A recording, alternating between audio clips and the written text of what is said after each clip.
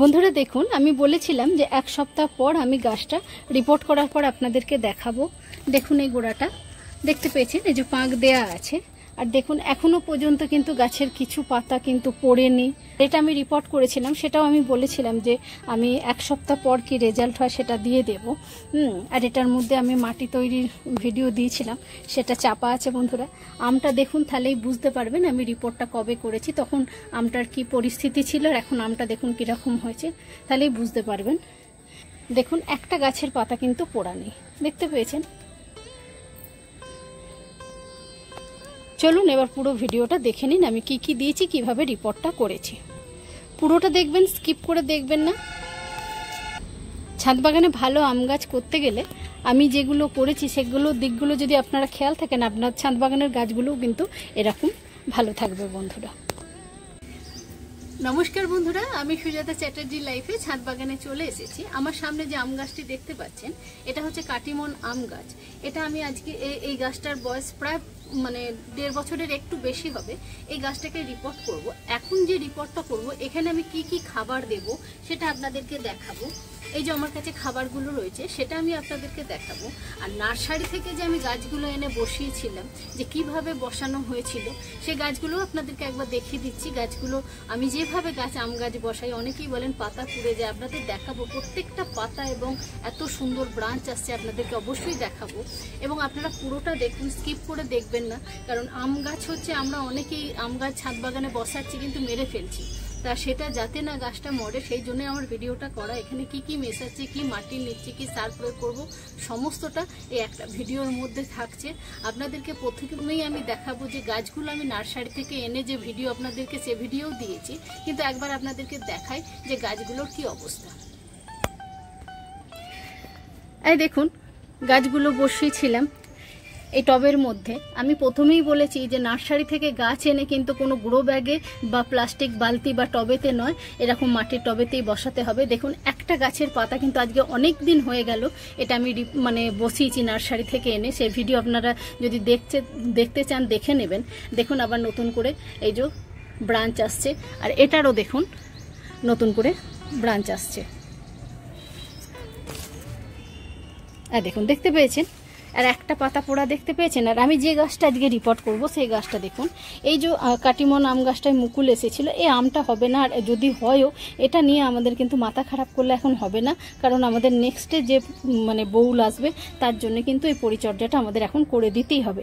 আর দেখুন এখানেও কিন্তু অনেক ব্রাঞ্চ আসছে, আর গাছে দেখুন একটা পাতা কিন্তু আমার পোড়া নেই।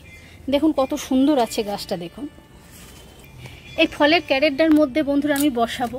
এটাকে আমি আগে থেকে রেডি করে নিয়েছি, সাইডটা বস্তা কেটে আমি আড়াল করে দিয়েছি। এই যে প্রচুর ছিদ্র থাকে এই ফলের ক্যারেটগুলোয়, আর নিচেতে আমার একটি কাপড় ছেঁড়া দিয়ে দিয়েছি। এবার দেখুন আমি কি করি সেটা আপনারা দেখুন। এখানে যে বন্ধুরা সামনে যে মাটিটা রয়েছে সেটা আমি দেখাবো, এর সঙ্গে আমি কি মেশাবো।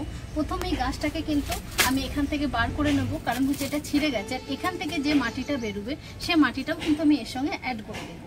আমি এটাকে আগে ভালো করে কেটে বার করে নিচ্ছি, দিয়ে আপনাদেরকে দেখাচ্ছি কি দিয়ে আমি গাছটা বসাবো। বন্ধুরা ভালো করে দেখুন গাছে কত এই তলা দিয়ে শিকড় বেরিয়ে গিয়েছে, যার জন্য আমি কিন্তু এই গ্রো ব্যাগটার মধ্যে আমি এটাকে ঢুকিয়ে দিয়েছিলাম। তখন আম ছিল গাছের মধ্যে, যার জন্য দিয়েছিলাম, না হলে আমটা কিন্তু আমি পেতাম না। এবার দেখুন এই যে রয়েছে এটাকেও কিন্তু আমি কেটে বার করে দেব, দিয়ে আমি কেটে বার করে আপনাদেরকে দেখাচ্ছি আম গাছটা কত শিকড় এসেছে দেখুন। তাহলে এই মুহূর্তে কিন্তু যাদের এরকম অবস্থা হয়ে আছে, অবশ্যই আপনারা কিন্তু গাছগুলোকে রিপোর্ট করে দিন। আর এই 1.5 বছর বা 1.25 বছর গাছগুলো যে রিপোর্ট করব, এখানে কিন্তু খাবার দাবারটা একটু অন্যরকম হবে, সেটা আপনাদের দেখাচ্ছি। আগে আমি গাছটাকে গ্রো ব্যাগ থেকে বার করে নিই। বন্ধুরা দেখুন আমি এই যে বার করে নিয়েছি, ওই গ্রো ব্যাগটা থেকেও বার করে নিলাম। এখানে যে শেকড়গুলো আছে, এই শেকড়গুলো কিন্তু আমি কোনো রকম ডিস্টার্ব করব না, যেমন আছে আমি এইভাবেই কিন্তু গাছটাকে বসিয়ে দেবো। এখানে কিন্তু কোনো শেকড় আমি কোনো রকম ছাড়াবো না। পারলে আমি এই মাটিগুলো একটুখানি ছাড়িয়ে দিতে পারি, কিন্তু নিচেতে আমি কোনো কিছু করব না। এবার আমি মাটিটার সঙ্গে কি মেশাচ্ছি আপনারা দেখুন। বন্ধুরা এই যে আমি মাটিটা নিয়েছি, আর এখানে দেখুন গোবর সার নিয়েছি। আমি কিন্তু নার্সারি থেকে যখন গাছ এনে বসিয়েছি তখন কিন্তু আমি কোনো রকম গোবর সার বা ভার্মি কম্পোস্ট ব্যবহার করিনি। আমি গোবর সার নিয়েছি বলে আপনাদেরও গোবর সার নিতে হবে তার কোনো কারণ নেই, আপনারা ভার্মি কম্পোস্টও দিতে পারেন। কিন্তু পরিমাণটা দেখুন কতটুকু দিয়েছি, ঠিক এতটুকুই দেবেন, বেশি দেয়া যাবে না কিন্তু আম গাছে গোবর সার এইটুকুই দেবেন, কারণ মাটি আছে অনেকটা রয়েছে, তাই আমি এই গোবর সারটা দিয়েছি। এরপরে দেখুন এখানে কি কি নিয়েছি। এটা হচ্ছে ডিমের খোলা গুঁড়ো। এটা আমি এর আগের ভিডিওতেও বলেছি যে এর মধ্যে কি কি আছে, আমি স্ক্রিনে লিখে দেবো, আর নতুন করে আমি বলছি না।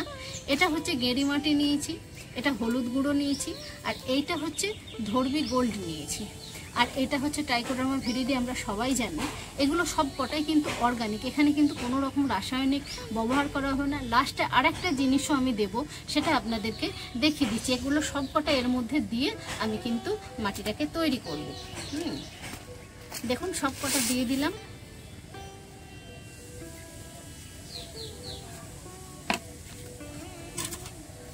এই হলুদ গুঁড়োটাও দিয়ে দেব, আর এই ট্রাইকোডার্মা ভিরিডিটাও দিয়ে দেব। বন্ধুরা, আমার এই ভিডিওগুলো যদি আপনাদের ভালো লাগে, লাইক শেয়ার কমেন্ট অবশ্যই আমার যে পুরনো বন্ধুরা আছে করবেন। নতুন বন্ধুরা সাবস্ক্রাইব করে পাশে থাকবেন, এরকম নতুন নতুন ভিডিও পেতে সাবস্ক্রাইব করে রাখবেন, পাশে বেল আইকনটা টিপে দেবেন, তাহলে আপনাদের কাছে নোটিফিকেশন চলে যাবে। আর একটু দিই।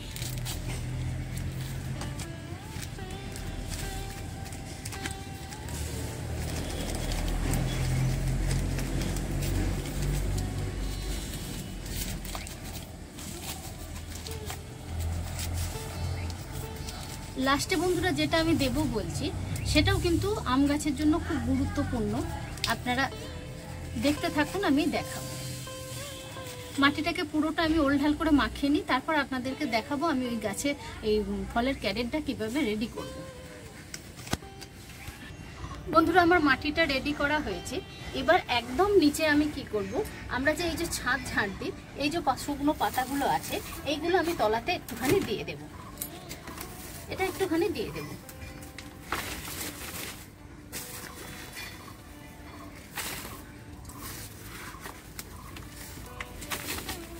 এটা একটুখানি আমি দিয়ে দিচ্ছি, দেখুন এই যে একটু দিয়ে দিয়েছি, এই শুকনো পাতা টাতা দিয়ে দিয়েছি। এটা যে দিতেই হবে তার কোনো মানে নেই, কিন্তু দিয়ে দিলে এবার এত মাটিও তো পাওয়া সম্ভব নয়, তাই আমি একটুখানি এটা দিয়ে দিলাম, এতে কিন্তু কোনো ক্ষতি হবে না। বন্ধুরা দেখুন আমি কতটুকু মাটি দিয়েছি, এইটুকুই মাটি দেব, কারণ আমাকে পরপর এই গাছটা আমি এতে এখন বেশ কিছু বছর রাখবো, তাই আমি এটাকে এর ওপরই গাছটাকে বসিয়ে এবারে বাকি মাটিটা দেব। আর আমি কিন্তু উঁচু করব না, কারণ পরে আমাদেরকে আরও মাটি দিতে হবে, এখনই না, পরে মানে নেক্সট বছর আমি দেব, একটু একটু করে আমি দেব। দেখুন বন্ধুরা, এটা আমি বসিয়ে দিয়েছি। এইভাবে বসিয়ে দিয়ে ওপরের মাটিগুলো একটুখানি আমি ছাড়িয়ে নিলাম, এবার আমি বাকি মাটিটা দিয়ে দিচ্ছি। বন্ধুরা, গোড়াটাকে, আম গাছের গোড়া যখনই আম গাছ বসাবেন, গোড়াটাকে এরকম উঁচু করে দেবেন। আর এখন এটাকে যে আমরা ছায়ার মধ্যে রাখবো না, ছায়ার মধ্যে রাখার দরকার নেই, যেহেতু আমরা এখানে শেকড় কাটিনি, আমার কিন্তু ছায়ার মধ্যে রাখার দরকার নেই এটাকে। এরপর আমি যেটা করব সেটা হচ্ছে, যে জলটা দেব সেটা হচ্ছে হিউমিকের গুঁড়ো গুলে এটাকে এই জলটা অবশ্যই দিতে হবে।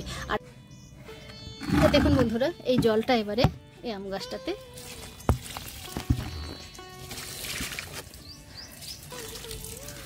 পুরোটাই দিয়ে দিলাম।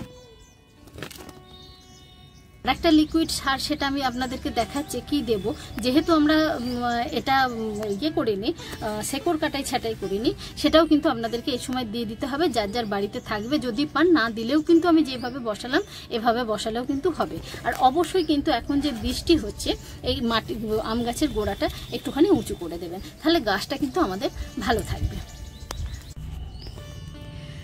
বন্ধুরা দেখুন, আমি বলেছিলাম যে লাস্টে একটা লিকুইড দেব, এটা দেখে বুঝতেই পারছেন আপনারা কি, এটা আমি নিজে বাড়িতে বানিয়েছি, এই নিয়ে ভিডিও করা আছে, আপনারা দেখে নিতে পারেন। এটা হচ্ছে পাঁক। এর যে কি উপকার, মানে যারা ব্যবহার করেছেন তারা তো জানেন। আর আমি বলবো, প্রত্যেককে বলবো যে আমরা যে অক্টোবর মাসে লেবু গাছে যে খাবার দেব, কাটাই ছাটাই করব, এখন থেকে আপনারা করে রাখুন, তখন কিন্তু লেবু গাছগুলোতেও দেয়া যাবে। আর দেখুন এই সাইড দিয়ে কিন্তু আমি এটা দিয়ে দেব, এটা দিয়ে দিলাম। এবার একটু ব্যাস এই ধার দিয়ে, একদম গোড়াতে দেব না, এই ধার দিয়ে দিয়ে দিলাম। দেখুন পুরো ধার দিয়ে দিয়ে দিলাম। আপনারা যদি পুকুরের পাঁকও পান নিয়ে এসে কিন্তু এরকম যদি এই ফলের বাকেটে বা ড্রামের মধ্যে, বড় খুব ড্রাম হলে সেখানে আর একটু বেশি লাগবে, এটাতে আপনারা, আমি এটা কতটা হবে, এটা 500 মতো হবে, 500 মতো কিন্তু দিয়ে দিলাম। এবার আপনাদের জায়গা অনুযায়ী সেরকম বুঝে আপনারা পাঁকটা দেবেন। তাহলে বন্ধুরা দেখলেন আমি কিভাবে গাছটা প্রতিস্থাপন করলাম। আপনারাও এইভাবে প্রতিস্থাপন করে ফেলুন এখন গাছ। কিরম লাগলো অবশ্যই কমেন্ট বক্সে গিয়ে কমেন্ট করবেন। আর আমি এইটা এর মধ্যেই আমি দেখাবো 1 সপ্তাহ পর এর রেজাল্ট কি হচ্ছে আমি আপনাদেরকে দেখাবো। সবাই এইভাবে গাছ করুন বন্ধুরা। আম গাছ আমরা করতে ভয় পাচ্ছি, আমি যে পদ্ধতিতে করছি সেইভাবে করুন, কারণ আমার হাতেও গাছ মরেছে, সেইখান থেকে অভিজ্ঞতা নিয়ে আপনাদের সামনে এগুলো তুলে ধরছি। আপনারা করুন এইভাবে, গাছ দেখবেন মরবে না। সবাই খুব ভালো থাকবেন বন্ধুরা, সবুজের সঙ্গে থাকবেন আর এইভাবে গাছ করবেন। নমস্কার।